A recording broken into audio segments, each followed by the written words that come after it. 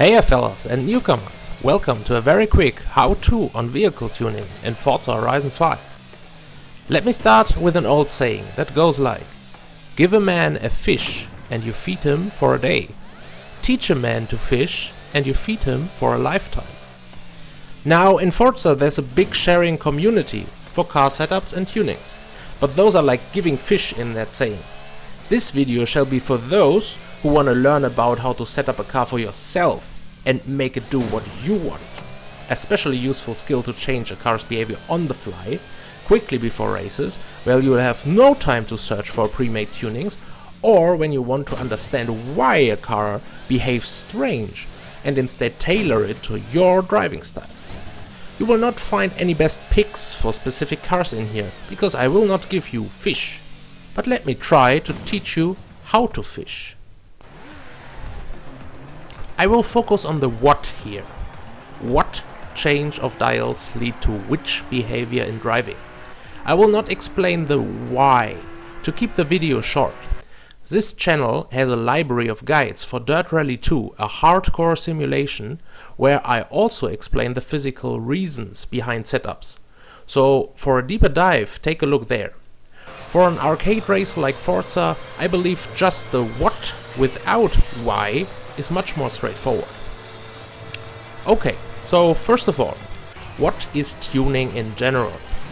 Imagine your car as having an amount of capabilities, or like skill points in a role-playing game. You can use the upgrades, like a better exhaust, to give your car more capabilities. But you use the tuning to assign those capabilities to different skills. A tuning can never give you more capabilities for your car. It only reassigns them.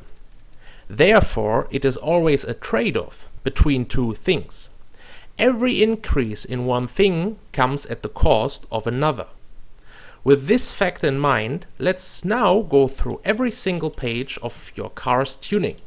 Bear in mind that sometimes an actual car upgrade is required to unlock a certain tuning, like having a wing to actually adjust the wing. First page, tires. An easy one. Just leave it alone. The changes have little impact on the general driving behavior, and the default is exactly what you want for most general uses. Now onto gears. This one has a very fitting in-game explanation already.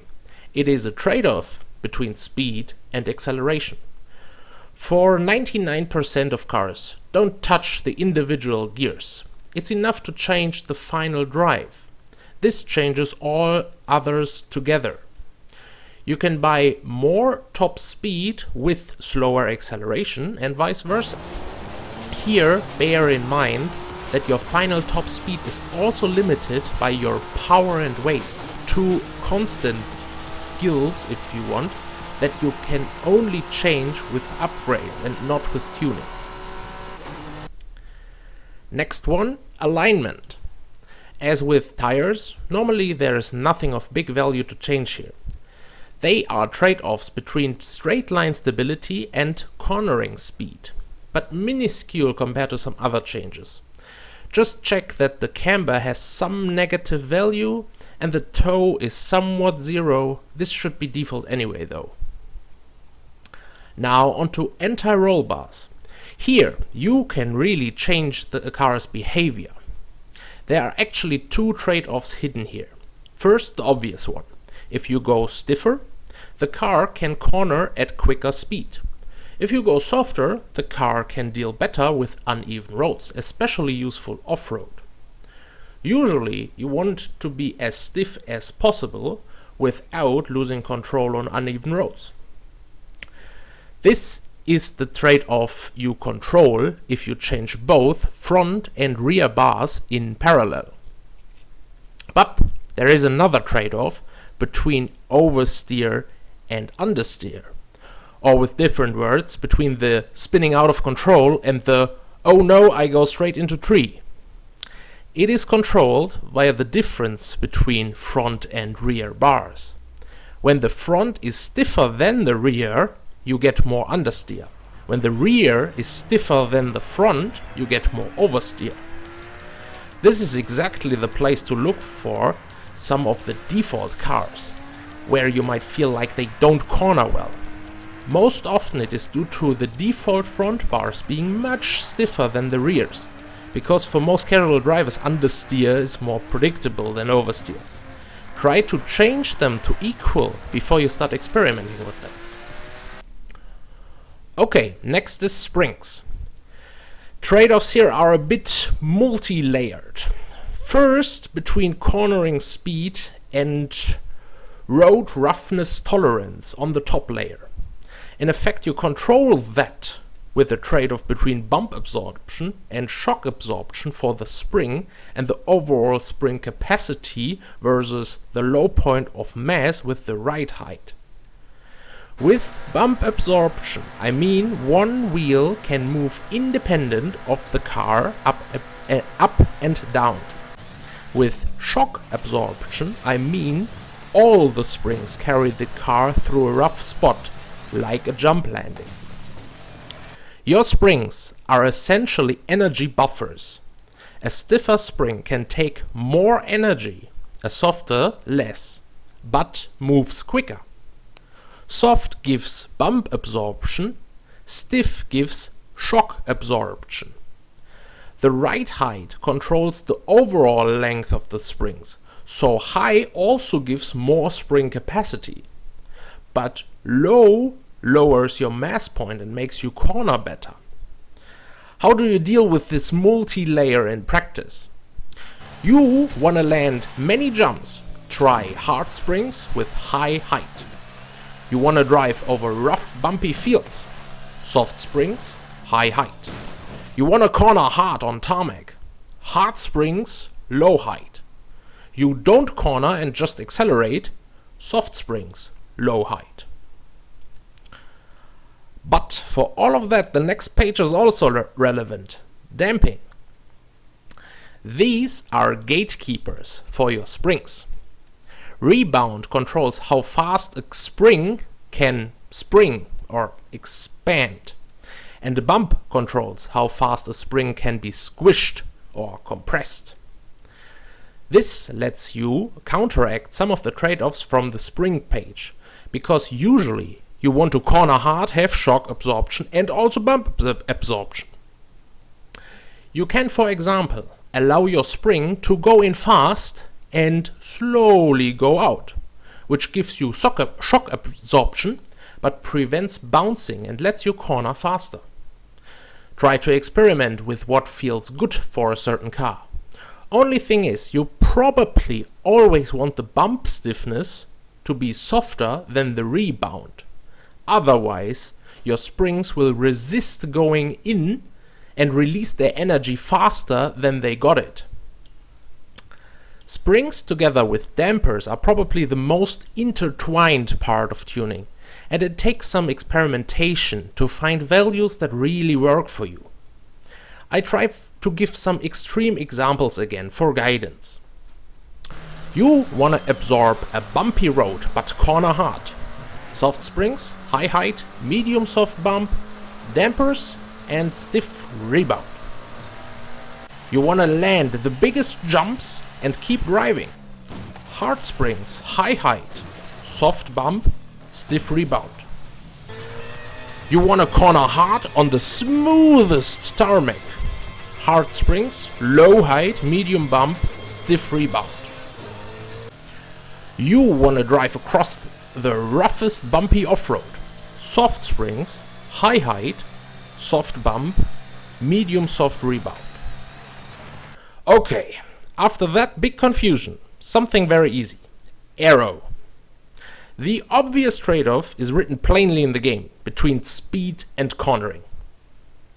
A little hidden trade-off is between understeer and oversteer. If the front has much more cornering than the rear, it gets oversteering, vice versa the other way around. But it only comes into effect if the difference between the wings is really big. Try to rather use the anti-roll bars for the under-oversteer trade-off and use the aero for only speed and cornering trade-off dials. Next, brake. Usually, you don't need to change anything here. It's a trade-off between over and understeer again, but only when actually braking. A more front balance is more understeer while braking. More rear balance gives you snap into a drift quicker under braking. For general racing, keep it near the middle, maybe a slight front bias. But if you are a drifter, you could try a heavier rear brake balance, which helps you to initiate drifts under braking easier, because the rear wheels will lock up easily. And onto the last page, differential. This one is another one to probably not touch if you are not looking for a very specific driving fix. The trade-off is grip for cornering against acceleration on a per axle basis. This only becomes relevant when one wheel has a different surface grip than the other. Then a higher lock can force the car to still accelerate. All this you want near zero if you drive only on smooth tarmac, but at a high value for heavy off-roading. If you want your all-wheel car to drive more rear wheel-like, try a high percentage at the rear and a low at the front. We are through! Every page briefly explained. Now for summary. You want to change your car's behavior yourself and have big effects. Don't bother with tires, alignment, brakes or differentials. You don't even reach last gear, or you redline your highest gear constantly. Change the final drive in gearing. Your car is too snappy or too understeering. Adjust the anti-roll bars.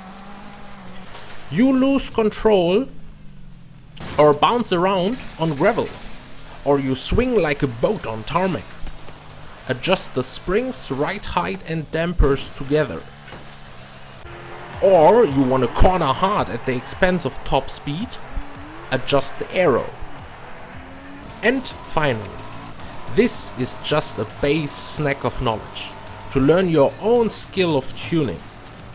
Keep in mind that every car is different, and you will need experimentation to find the right values for your driving style and the specific goal you want to achieve with a tune. As stated in the beginning, there is more physical detail for the why in my dirt rally guides. I will put a link to the playlist in the corner. Keep in mind that tuning is just a reassignment of traits, and everything gained comes with trade-offs. As for Forza Horizon 5, most cars drive very understeering when you get them fresh from the auto show. So the most valuable change for a stock vehicle is often just a simple change to the anti-roll bars. But this is a whole Pandora's box of values and interweaving effects between them all, where we merely touched the surface and looked at the most obvious and most influential settings. A tune as a package is a creative product, as even real-life professionals don't always agree what values are best.